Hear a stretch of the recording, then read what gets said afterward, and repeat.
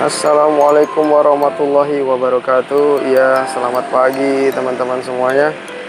Pagi ini kita mau coba bahas tipis-tipis lah apa part-part aja yang sudah kita pasang di Z250 kita ini, supaya dia makin enak untuk kita bawa touring, terutama untuk touring-touring jarak jauh ya.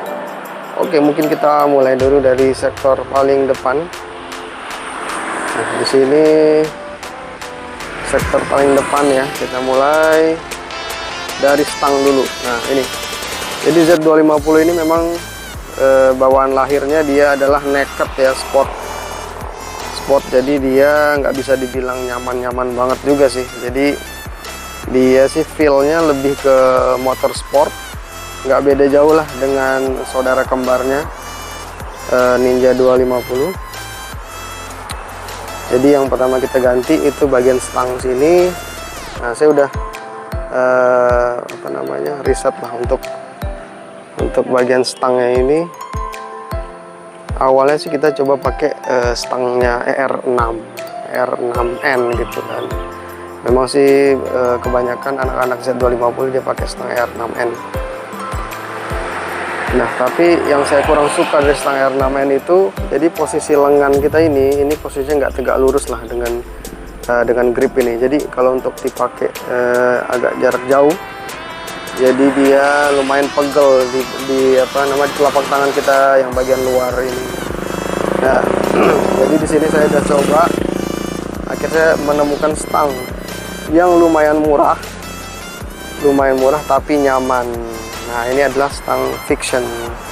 Jadi stang Fiction R kalau saya nggak salah. Nah, ini dikombinasikan dengan pivot riser merek Motowolf. Jadi selain naikin, dia juga mundurin sedikit posisi stang. Jadi motor semakin enak untuk dipakai touring, terutama touring jarak jauh. Nah, kemudian apalagi yang perlu kita ubah? Di sini ada ubahan yang kedua. Di bagian depan sini ini selang rem. Nah, kalau kita suka touring jauh, ini worth it banget untuk kita ganti selang remnya. Nggak harus pakai merek Hell, kita juga bisa pakai KTC misalnya atau merek-merek lain. Tapi coba kita cari yang braided ya, supaya dia tahan terhadap temperatur juga. Nah, saya pakai ini karena ini yang tipe ABS, jadi ada berapa nih ya, ada 4 selang dari master ke kaliper depan, dari master ke modul ke kaliper depan, yang belakang juga seperti itu, dari master ke modul, dari modul ke kaliper belakang, jadi total ada 4 ya.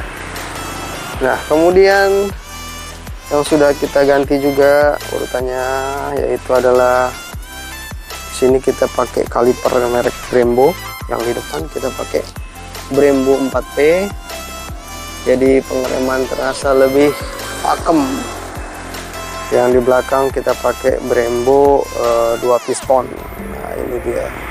Jadi selain menambah kualitas sektor pengereman kita, kalau kita lihat seperti ini, Brembo Red Logo ini tuh ada manis-manisnya lah gitu. Nah, kemudian kita juga sudah ganti master remnya ya, biar sepaket lah ya. Selang rem sudah diganti, kaliper sudah diganti. Nah, ini masternya juga sudah kita ganti. Karena Z250 ini dia masih pakai single disc di depannya, jadi kita cukup pakai Brembo RCS Corsa Porta. Jadi saya pakai yang RCS 15 ini. Sudah lebih dari cukup untuk sektor pengereman. Feel-nya enak banget, nyaman banget. Oke. Nah, di sini nih kelebihannya, kalau Corsa Porta dia bisa kita ubah-ubah nih bagian sininya nih. Bisa pakai mode R, S atau N. Nah, saya sini pakai mode yang S ya. Nah, kemudian kita bergeser ke sebelah kiri. Nah, di sini ada master remnya juga, master kopling. Kita di sini pakai Ako 1. Ini sih sejujurnya penting nggak penting sih ya. Karena apa? Karena motornya kan sudah dilengkapi dengan slipper clutch. Tapi ya udahlah, biar apa namanya, meningkatkan sektor kenyamanan, kita ganti pakai master coping merek Ako 1. Warnanya agak belang sih ya, warna biru. Nggak apa-apa lah. Nah, kalau kita mundur dikit ke belakang, oh ini belum tadi, ini hand grip kita pakai Domino, lumayan nyaman ya.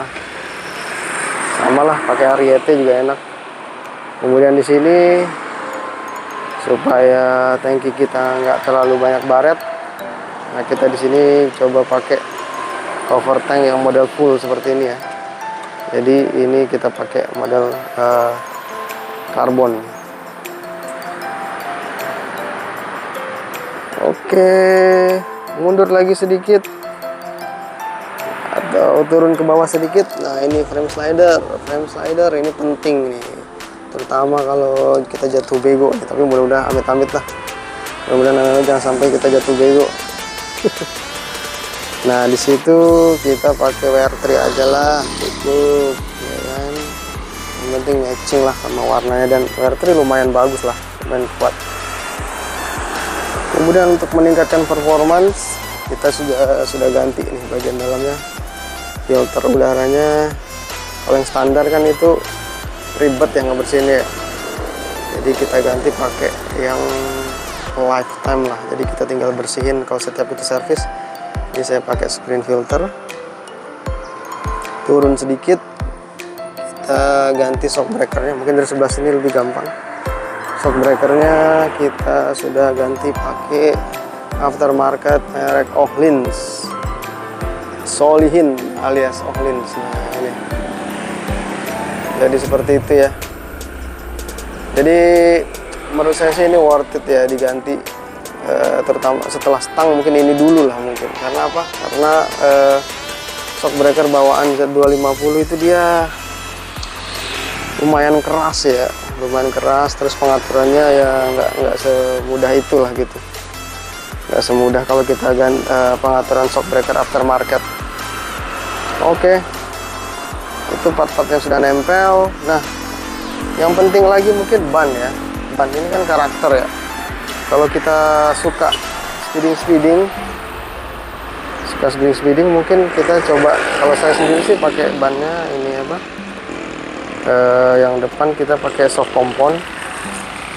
Yang depan pakai soft compound. Saya udah coba bandingin lah dengan ban, beberapa ban. Yang terakhir tuh saya pakai S22, nyaman sih ya, harga nggak bohong sih ya. Cuman saya coba-coba juga nih ban yang lebih murah. Surprisingly ban ini ya walaupun murah, ini Pirelli Corsa 2 ini nyaman juga nih dipakai untuk miring-miring, nikung-nikung, enak nih.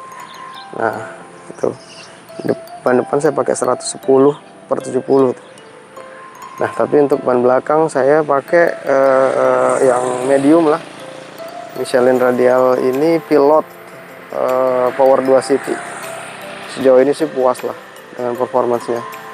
Pakai touring-touring juga nyaman gitu.